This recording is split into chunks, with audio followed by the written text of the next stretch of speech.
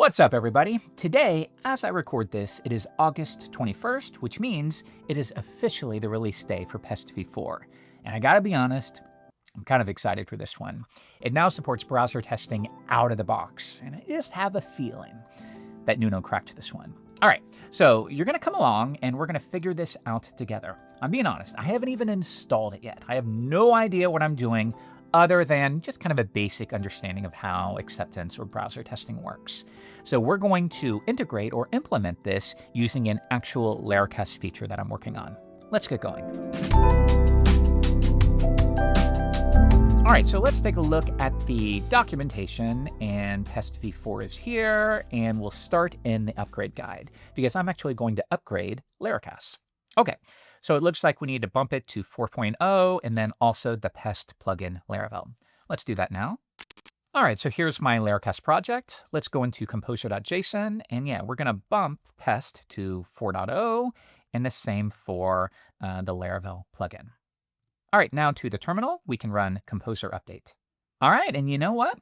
I think we're done. So that's a wildly easy upgrade path. All right, so now I get to play around with browser testing. So let's see what we have to do. Yeah, so what I'm thinking is we'll do a simple proof of concept, make sure it works, make sure I know what I'm doing here and I haven't screwed anything up, and then we'll move on to testing an actual Laracast feature. All right, so getting started, I need to pull in the browser plugin, and then also it uses Playwright behind the scenes. All right, so let's copy that, paste that in. All right, and then also let's make sure we have Playwright installed. All right, I think that's done. So now, yeah, let's do this. So we run our browser tests just like we normally would. We can run them in parallel. And it looks like we can use this visit function that will actually take care of opening the browser, even if it's done behind the scenes. So yeah, let's just do this.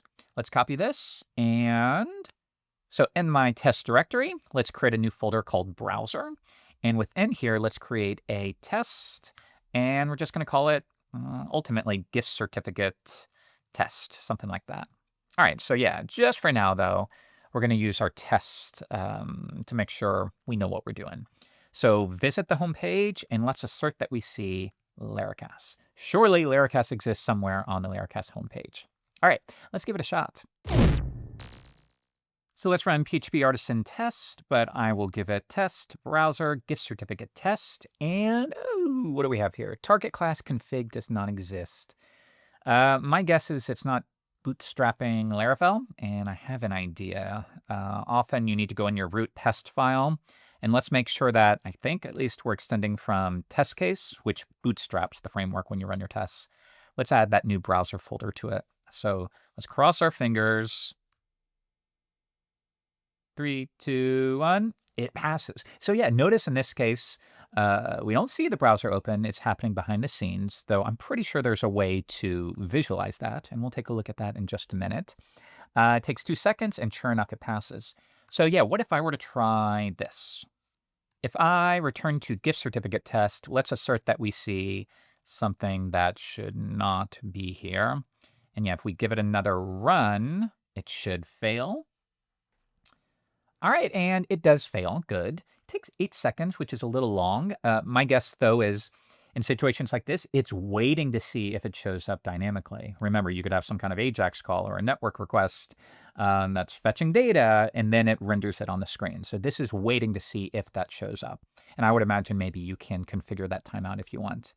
But sure enough, all right, we expected to see this, not found. A screenshot of the page has been saved. Okay, that's very cool. But also, this is a good example. You probably want to add this directory to your git ignore, right? You don't want to commit these screenshots. So make sure you do that.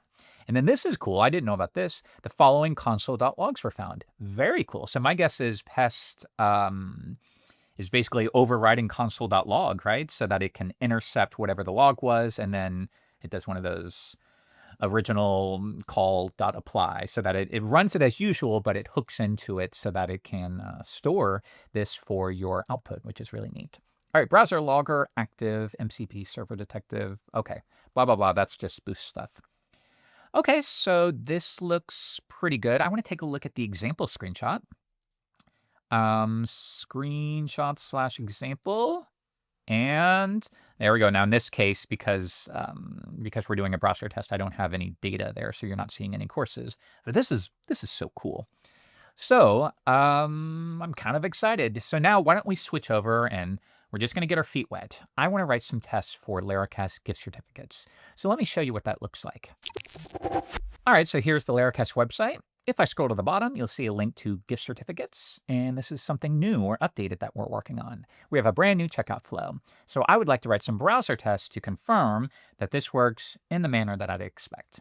All right, so let's say it's the holidays and you're purchasing a lifetime account for your team, which is an amazing idea, by the way. All right, so you'd fill this out. Who's it to? What's their email? Yada, yada. Send them a message. Happy holidays. Send it now, or maybe schedule it for December 25th. And then you fill out your card details. Okay, so let's work through this together, and then we will automate it. So I have this little fake filler Chrome extension, which is really helpful. It'll automatically fill out the form for you with dummy data. Let's just do it now, and I'm going to fill in some dummy card details here. All right, scroll to the bottom. Let's review and purchase. And this is kind of cool too. I like how this is confirmed. All right, so we're going to send a lifetime account. Totals $3.99 to this person. We will email them at this address on this date to say this gift is from you, and we will include your message if we have one. And you're going to pay by a credit card, and we will send the receipt here. All right, so yeah, of course, if you need to make changes, you can do so. Otherwise, you can pay now. Give that just a second. We charge your card, we set up the delivery, and you're all set. And we should also have an email. Let's check. And sure enough, yeah, we do. We have an email that says blah, blah, blah. Thank you so much. All right, you get the idea. Okay, so now let's write some automated tests for this using Pest v4. So why don't we start with some basic tests that we should probably write? Maybe something like gift certificate, the happy path may be purchased. All right. What else? We could even do things like the confirm button is disabled by default, things like that. We can check validation. We can test that a confirmation email is sent. Things like this. Confirmation email is sent upon purchase. You get the idea. Anything that you would want to test. And often it's useful to write these things out almost like you're sketching out on a sheet of paper what you need to do, what is required for this feature. You write it out as placeholders or to-dos, and then you implement those one by one. All right, so yeah, why don't we just start with something very easy, like the confirm button is disabled by default. So here's what that means. If I return to the gift certificates page, by default, this button is disabled. You can't review it if you haven't yet filled out all of the details. So let's see if I can figure this out. And again, give me a little wiggle room because I'm learning this API for the first time. Okay, so something like page, is that right? Visit gift certificates. So let's see. Well, actually, real quick, if I refresh, the very first thing you have to do is select which plan you want. Something like that. And then, and only then, do you see the rest of the form and the button. All right, so these are basically styled radio inputs. Radio, so you can only select one. So let's do this.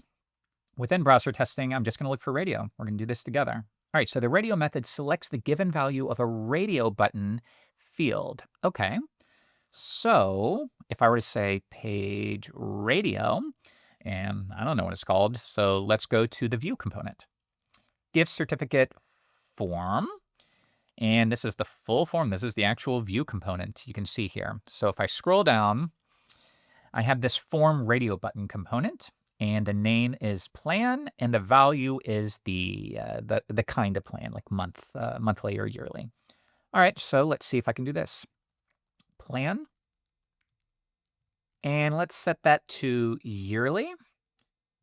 And will that actually perform the click? Select the given value of a radio button, and it is calling click. Okay.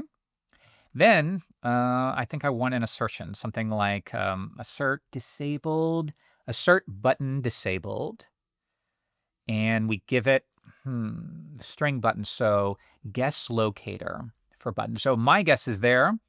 Guest locator, it's like it could be the label, the text of the button. It could be maybe an ID. I don't want to go down the rabbit hole too much here.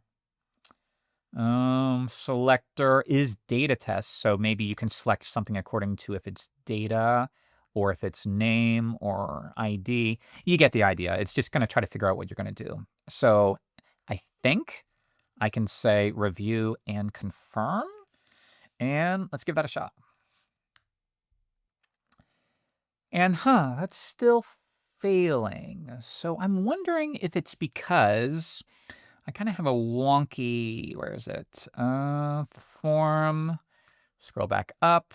Where is my radio button? I kind of have a wonky styled thing here. So maybe that's not working. Another option I could do is I could give it a data.js. I'm pretty sure, let's see, if I look for data attributes. Yeah, so if you precede something with the @ symbol, it's effectively like saying click on the thing that has a data attribute. Yeah, data test equals login, and then you could access it like this. Okay, so data test, and how about plan dash, and we'll do this, plan value, and that'll give me something like plan dash monthly, plan dash yearly. So if I do that, can I then say something like, let's say page click monthly? Let's go back one more time. So you give it the value, and then it's going to look for data test. So the value is plan dash. Okay, so like that, plan yearly. Would that work? All right, we're figuring this out on the fly. Let's run it again. All right, so it is still failing, but we can see, all right, it got to this point. It saves a screenshot, so let me see this. Oh, okay, so it is working. We can see it did select here. In the screenshot, we can't scroll, but if I were to switch back, review and, and I already see it. I called it review and confirm. It's actually review and purchase. So we're going to cross our fingers one more time and hope that this works. And it does. Okay, I'm starting to feel a little more comfortable. It takes a few minutes, but I'm feeling good. So why don't we do this? Why don't we test the confirmation section? So this is when you fill out the form and it shows you like, here's what you're doing, here's what we're charging. We'll call it page, even though it's not really a page. So we'll say it displays a confirmation page upon form completion, something like that. Okay, so yeah, let's do this. We're going to visit the gift certificates page. We're going to click the yearly plan, and then we're going to, not that, we're going to fill out an input. So let's see, fill, you give it a field and a value, and that defers to type. So fill is an alias for type, and it seems like everything uses this guest locator method, which means, again, you have a lot of flexibility in what you're filling out. Is it a data test attribute? Is it an ID? Is it a name? At least that's what I think. So yeah, if I wanted to, I could just say, within the input with the name of recipient name, I believe it is, we'll say John Doe. Okay, so now at this point, often when you're writing these tests, like I said, it's helpful to just have a sanity check. Am I doing everything right? So we've been taking screenshots if the test fails. I would imagine you can manually do screenshots, but that's also a little verbose. I'm imagining there's some kind of debug mode or headed mode that we can also use. So let's play around with that right now. So let's run it, and there we go. It's actually running everything. So real quick, why don't we say, I only care about these tests right now. But sure enough, we should have a screenshot. And yeah, so you can see we have checked this and we filled out the input. So if I switch back though, is there some kind of debug? Debug might be what we want. This automatically only runs this test and opens the browser in headed mode. And I bet there's also just a way to run the test in headed mode. So let's review both. Let's give it a run. And there we go. Okay, so now we can see the debug output in real time, which is super cool. So if I switch back, yeah, you can see it basically freezes the execution. That's so cool. and then we can complete the test. Okay, I'm getting this. So also, I'm thinking there's a way to run this in headed mode. So headless is, of course, when it's done basically behind the scenes in the shadows. So headed would be if you actually see the browser. So let's do this. Let's go back to the documentation. Let's look for headless or headed. For debugging purposes, you can run the tests in headed mode. Okay. So can I do this? And I can. So it's incredibly fast, of course, but you could see the browser opens it up, it fills it out super quickly, and then it closes the browser. All right, we're getting pretty comfortable here. So yeah, now at this point, I would fill out all of the various form fields. So if I were to switch back, we would have the recipient name, the email, the message, the purchaser name, the purchaser email. So it would be things like this. And I would imagine this is, yep, it returns this. So I can say, then type the recipient email. And this would be john@example.com. All right, so I'm not going to make you watch all of this. Using magic of screencasting, as always, I'm going to skip over it. Okay, so yeah, now you can see that I'm just filling out the various form fields. And now we've learned at any point we can just call debug to open the browser and take a look around. So let's run it. And there we go. We can see we filled out all of those fields. Okay, so this is looking good. The final step right here, I'm going to be honest, this is kind of annoying. This is a Stripe iframe. So basically what you have to do for acceptance testing is say like, okay, grab the iframe, and then within the iframe, once it is ready to be interacted with, find this input, fill it out. It's kind of annoying, to be honest. And I'm not going to make you watch that as part of a video because I'm going to have to figure out what to do with Playwright there. It's entirely doable, but not doable as part of this intro. So I'm just going to ignore it for now. So here's what I'll do. Let's go into our form. And you'll see, yeah, right here, I have this variable that indicates whether or not the iframe fields have all been filled out. What I'm going to do is just always set it to true. Really smart move, Jeff. And then right down here, this is where we bind it. And then basically the Stripe element will update once all of the fields have been entered. It updates that to true, basically. But I'm just going to ignore it and say, we're going to imagine you filled it out for the purposes of this video. So now if I were to come back, if I fill this out, you'll see, yeah, this is no longer disabled and we can move on to the next step. As you see there. Okay. Great video, Jeff. Amazing video. Okay, so yeah, at this point, if I were to select review and purchase, it should now take me to a page where I would expect to see some of these things here. So why don't we just grab that? We could go back and we could say, all right, I'm going to press review and purchase. And then at this point, I would expect to see, and how would I say see? Assert C? Is that what he wants me to use? Assert that the given text is present. Yeah, maybe right. Let's see, just real quick. C. Yep, looks like that's what he wants. So you can visit multiple pages simultaneously. Oh, that's kind of cool. By passing an array of URLs to the visit. Okay, but nonetheless, yeah, it seems like he wants me to use assert C. Okay. So if I were to paste something along the lines of this, and generally some people don't like this because now basically your test is linked. It has a dependency upon the exact text that is used within that view. So if your designer or something tweaks this, then the tests fail. Some people like that. Some people think that's a big no-no. Nonetheless, just for the purposes of a demo, we could try this out. So I would expect this. We selected yearly. So again, I'm hard coding that. And this is going to go to John Doe. All right, so let's give it a run. And with any luck, I think we should get green.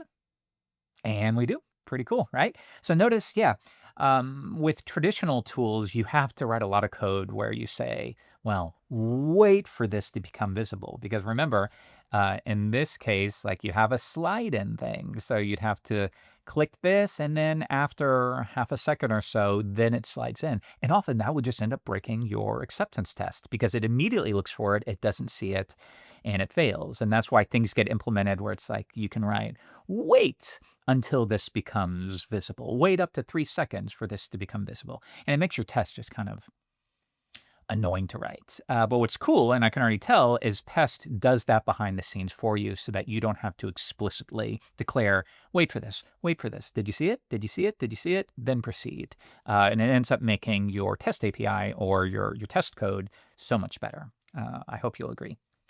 Okay, so yeah, at this point, I would just continue on. If we're going to go the route of really making sure the exact wording is set here, which some of you are like, no, no. For the video, it's fine. It's fine, baby. It's fine, baby. So we'll paste that in, and I'm just substituting this. We're going to email dad@example.com today to say this gift is from you. Oh, I'm sorry. I screwed this up, didn't I? We're going to email John Doe at john@example.com today to say this gift is from you, Dad. Dad's the purchaser. Your message will be included. All right. One more time. Run it. And it passes. Cool. And then the final step is we'll grab this little bit too. Page, assert, C. And we're going to charge your credit card with a receipt and confirmation email going to the purchaser's email, which is dad@example.com. Okay. So yeah, now it displays a confirmation page. So we could do another one, right? We could say it completes the purchase or something like that. So we would fill all this out. Of course, we can extract these into reusable functions as we need to.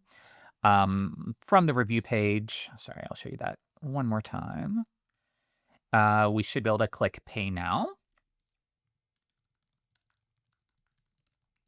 And then at that point, it's going to create the gift certificate and send off the charge to Stripe for billing.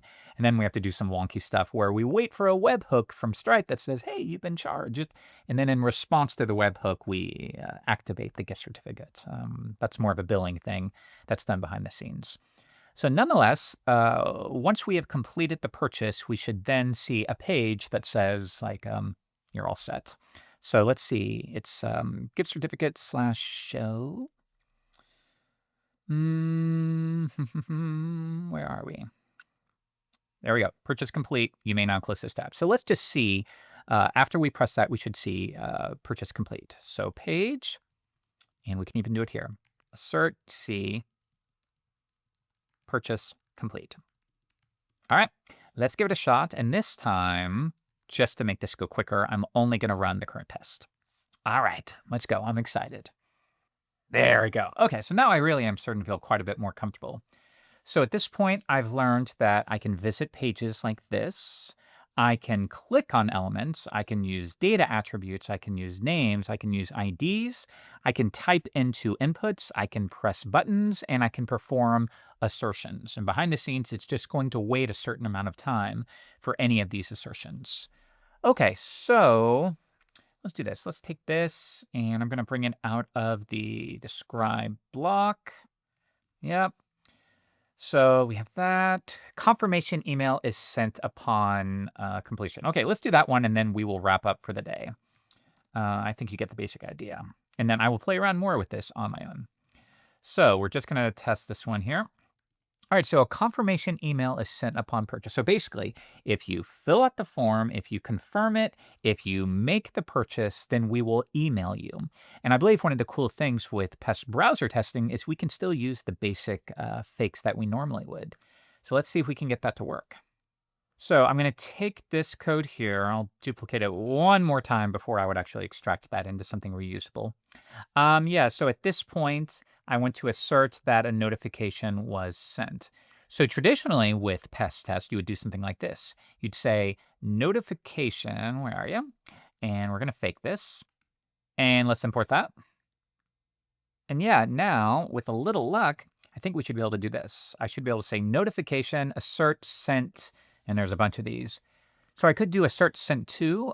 This is going to want a notifiable. So you could say like assert sent to user. In our case, I want to say, well, it's sent to this random email address.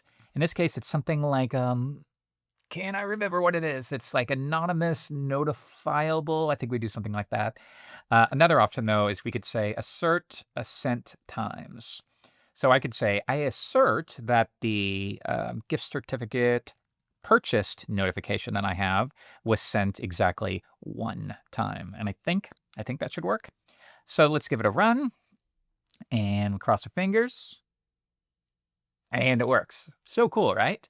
So now, this is wild if you really think about what's going on here. We are faking notifications almost like we would for a unit test. And then we are basically opening a browser. We are interacting with that browser. And then we are asserting that a fake notification was sent via the browser. It's wild. I don't know how it works. I'd love to learn, but that's pretty crazy. So yeah, now, for example, if for some reason we send that purchase receipt to maybe the buyer and the purchaser or the recipient, of course, in this case, it's going to fail because we only sent out 1 email. Okay, so I think you get the basic idea. Just for an initial review, I've learned a lot, right? And I hope you have too. So we've learned how to perform some basic tests. We've learned how to visit pages, click, type, perform general assertions. We've learned that we can leverage any of these fakes that we have out of the box. And I'm curious, does that work for anything? Like, could I do a vent fake or, I don't know. So I think I can, which is wild. Okay, anyways, my name's Jeffrey White. Tell me what you think. If you have any tips for me, if you've been playing around with this, let me know. Otherwise, when this video is done, I'm going to keep working. I'll see you later.